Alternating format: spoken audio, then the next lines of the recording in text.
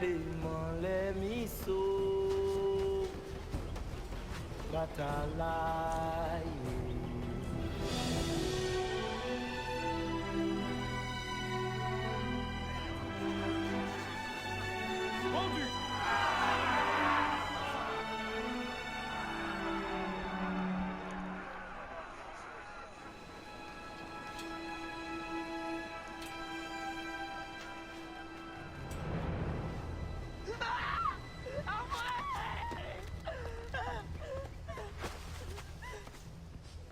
Sale truie! Non! Ça te coûtera une oreille! Bah, John. That's French.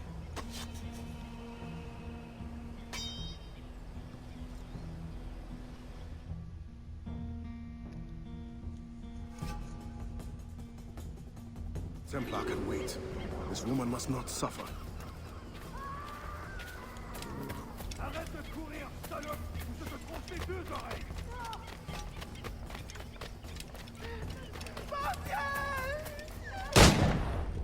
Oh, what the fuck? But I ran! Anyways, welcome to a new episode of Assassin's Creed Freedom Cry. Not the start I was looking to get. Templar can wait. This woman must not suffer. Arrête de courir, salope, ou je te tronche les deux oreilles!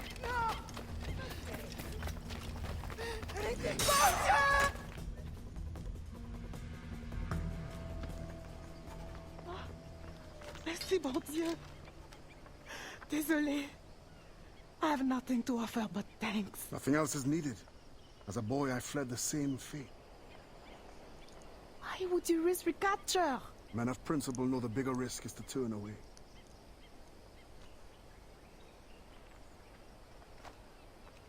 I'm looking for Bastian Joseph. Do you know her? Moi-même, pas qu'on elle. But any fine gentleman may lead you to her. She Too has late for a... this one. Find another in town. The thanks is now mine. Do you have a place of refuge? My family waits in the mountains. Demon, Gemon. Que Dieu soit avec vous. Shit. Okay, now it's working, but it kind of takes a long, not a long time, but a little bit of time to get the database to load. Overseers. Plantation owners in the colonies were generally wealthy white Europeans. I can't even say Europeans without butchering my language. My speech, actually, because my language is Portuguese. Ruling in absentia, most of the time they delegated their authority to overseers who controlled the day-to-day production of the plantation. The overseers were the people in charge of running the plantation's day-to-day activities, administering discipline, and often acting in place of the true owners. Pieces of shit, that's what they were. Maroons. Maroons were people from the West Indies, Central America, South America, and North America that escaped slavery and formed and settled communities away from their oppressors, although the African slaves were not the first to be treated so badly. The Taino tribes that first inhabited Saint-Domingue were abused and bullied into submission by the Spanish. Refusing to work for them, the Taino people were the first to settle in the mountains and later made room for the fugitive slaves. Most of the slaves of Saint-Domingue fled to the mountains to hide from their oppressors and start new lives, often based on subsistence, agriculture, and survival hunting. Some became warriors and fought for independence and the freedom of other slaves. Maroons were known to raise crops, attempt to scare off plantation owners and overseers, loot and conduct violent raids on nearby sugar and coffee plantations. But although these bands of Maroon warriors grew in size, they, more often than not, lacked the leadership to carry through a large-scale objective. Not surprisingly, the Code Noir still sided with masters. They were given a great deal of liberty in their retaliation methods. Plantation slaves were killed in an attempt to keep the Maroons at bay, many of the attackers were slaughtered, and the death penalty was given out as a common form of punishment. Maroons in Saint-Domingue were ultimately responsible for one of the few successful slave uprisings in history, and the only one to result in a founding of a free state, the Republic of Haiti, after a century of effort and more than one attempt. Note: Maroons are not to be confused with other black populations in Saint-Domingue at the time. Freedmen, slaves who were freed legally through emancipation or manumission, and gens de couleur, people of color who were born free or freed at birth. This really pisses me off. Hispaniola was the first home to Taino tribes who suffered abuse, disease, and slavery after first contact with the Spanish, ultimately reducing their population to an estimated 500 people by 1548. With native populations waning, colonies looked for other sources of manual labor to help supply Europe's growing demand for goods. They turned to Africa. In French-controlled Saint-Domingue, conditions were punishing and birth rates for slaves were lower than death rates. Rather than improve conditions, the colony simply increased the rate at which it imported slaves. By the 18th century, Saint-Domingue had become home to the largest slave society with the most brutal conditions in the world. Ah, man. Weapons. The machete, a large knife, can be used either as a tool or a weapon, and the blade can vary in length. Machetes were frequently used to cut through undergrowth, trim vegetation, harvest sugarcane, and cut open fruit. They were convenient as a weapon because they were used so frequently, making them easily attainable on plantations. Locate a gentleman. Resistance. No. Like, one of the most... I'm just gonna hide. Oh, shit. Is it the one? One of the most disturbing pieces of history I've ever read was this document of an auction of slaves. And the way that they described the people that were being sold was nauseating to me. I couldn't read the rest of the document. Like, it really is terrible.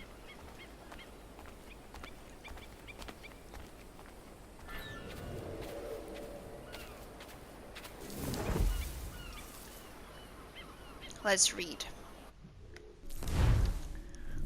Today, Port-au-Prince is known as the capital and largest city in Haiti, but it took a long time to get there, changing hands as interests shifted and power changed hands.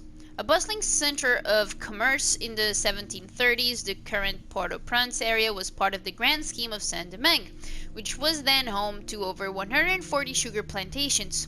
The English did not trouble the area during this decade, and various nobles sought land grants in Port-au-Prince from the French monarchy. African slaves outnumbered the rest of the population by a large margin.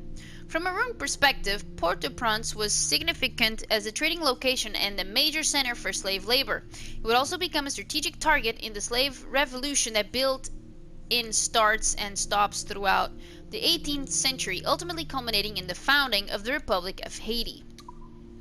Man, I'm learning a lot. Because I'm Portuguese,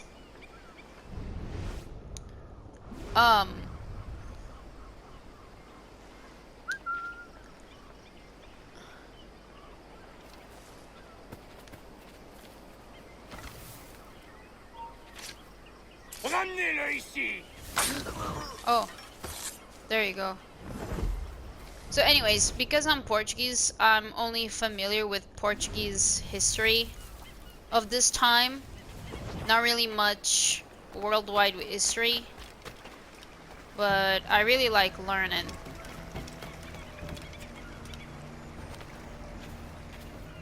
Only the best merchandise here!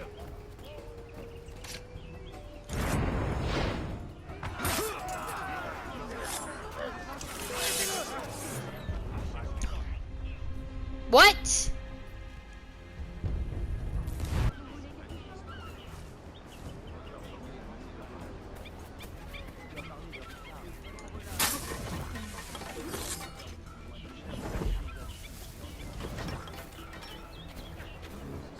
Thanks. You are a good man. You're welcome.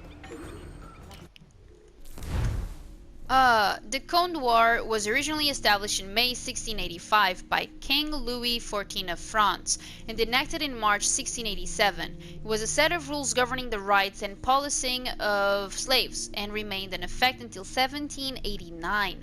Articles of the Code Noir made Catholicism mandatory in French colonies, provided guidelines for slave punishments, and also included a number of articles designed to limit the mistreatment of slaves.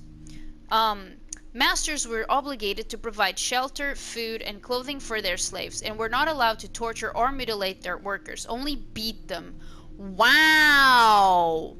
Slave families were not to be sold separately. Care was to be given to the sick and dying. It was also stated that masters should only punish repeat offenders. But the Code Noir was never fully enforced, making way for all sorts of abuse. Why am I not surprised? Most slave owners only adhered to the articles that benefited them. No! Some masters even became known for their cruelty and inventive methods of torture, and many violations were waived and overlooked. This was especially the case in Saint-Domingue, where the pressures to remain the world leader in sugar and coffee production was felt most strongly by the slaves who provided all of the necessary labor. Dude! Oh. Que dois-je faire? Qui dois-je avertir? Fleur de lis, yes, that's what the other character had on her face. Jesus. Like she got branded on her face. That's really disgusting. Ugh, people are disgusting. Not a damn thing changed. Yeah, les mains, les miso.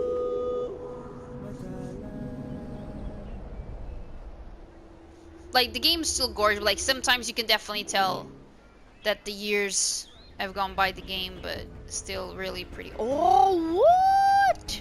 Look at this.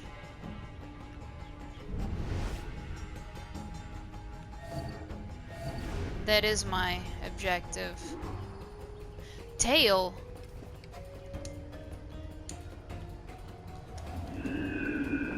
How the hell?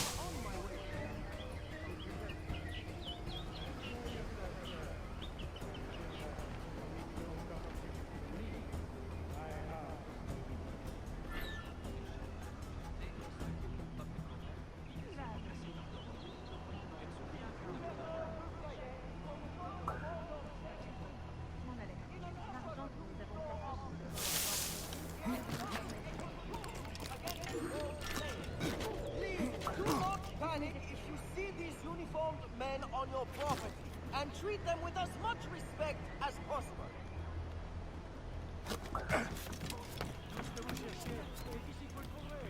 It is with great dismay that I announce that 2 members of the City Watch were murdered yesterday evening by the hover-class army. We suspect this to be because of government activity. If anyone has any knowledge pertaining to this unfortunate situation,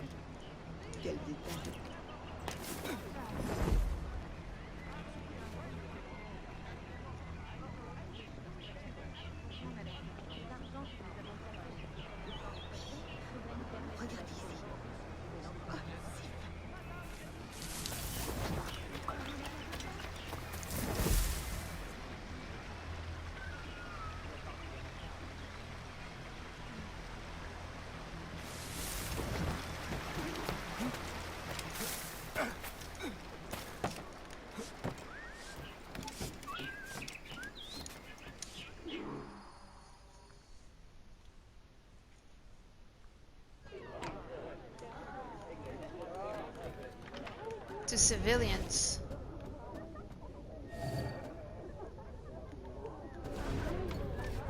Is this...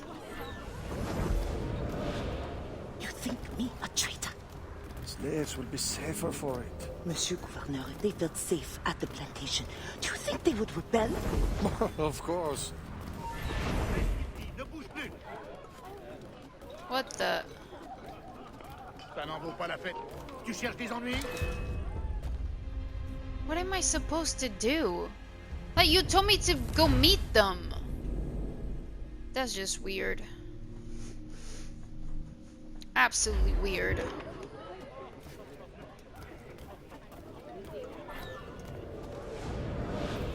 You think me a traitor? Slaves will be safer for it. Monsieur Gouverneur, if they felt safe at the plantation, do you think they would rebel? Of course. Violence is the only currency that motivates them. Like coin. You really want to protect your African friends. Spread the word. Quiet them down. Otherwise... You need not describe. I know what you do. I could not raise a hand to hurt a fly. But the overseers have every right to discipline.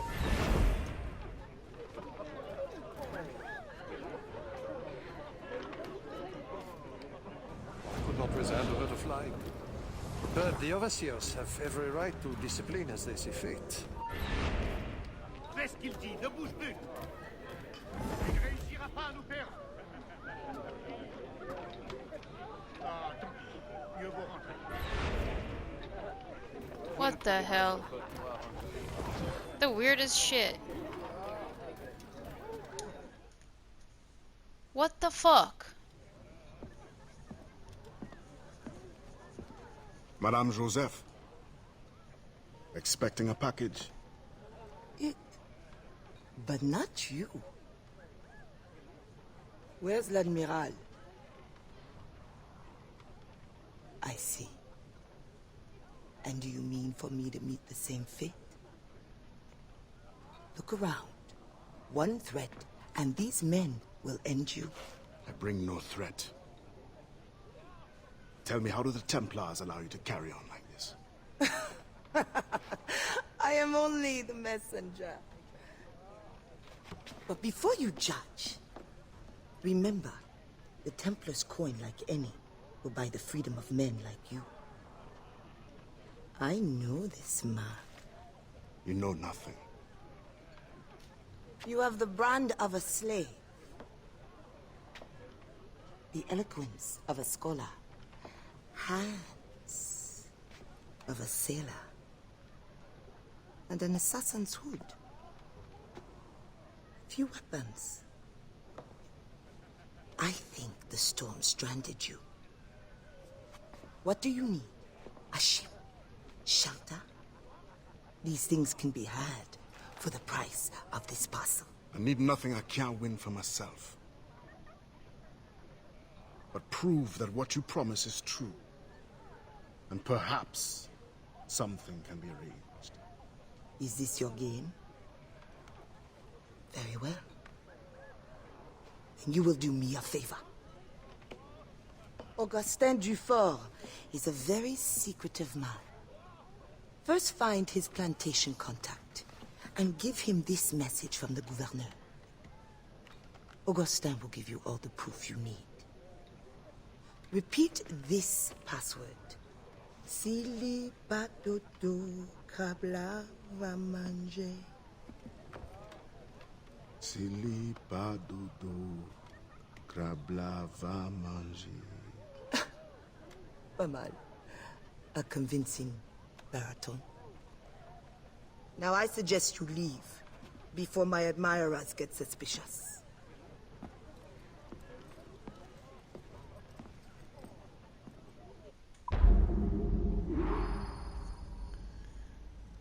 Holy shit. Okay, I'm getting the hang of things, but some things still kind of confusing controls wise. I'm really liking how much I'm learning. But it's beyond sad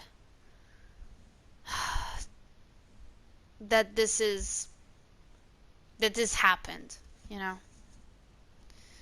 And there's still a lot to be done regarding human rights. Anyways, I hope that you're finding this playthrough enjoyable. I'm having fun. It feels good to be back to an Assassin's Creed game. I'm feeling the story, something that I was not feeling at all with Rogue, so I don't know, like, it feels good to be back to an Assassin's Creed game. Thank you for watching. I really appreciate it, and I'll see you soon.